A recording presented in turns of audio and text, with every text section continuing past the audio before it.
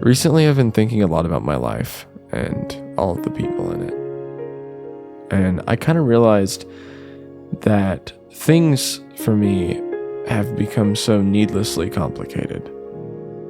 I look around at my friends and my close relatives, and I see some of the most amazing people I've ever met in my life, and I feel like I rarely talk to them now. Everyone's getting married or working constantly and raising kids, and we all just lack time.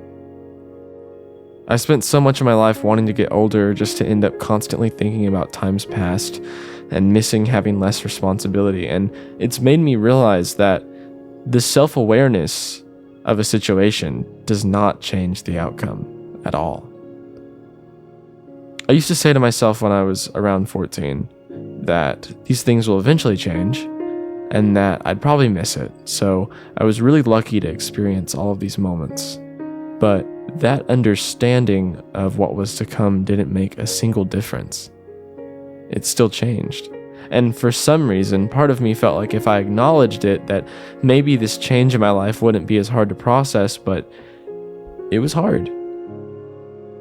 Now I miss my friends, and I miss my cousins, and I miss those days, and I love my life now, but every time those memories make their way to the front of my mind, I long for this time that no longer exists, and even though I was hurting back then and I felt lonelier than ever, I had all these amazing moments, and it hurts, man. And I wish there was some way I could go back and rewatch all of my favorite moments, the ones where I stayed up till 4 a.m. with my friends or my siblings, and I laughed and joked until my stomach hurt and shared some of the most life-changing conversations I'd ever had. I've begun to realize that sadness isn't always something to run from, though. Being happy has rarely taught me anything about myself, but feeling my lowest told me exactly who I wanted to be.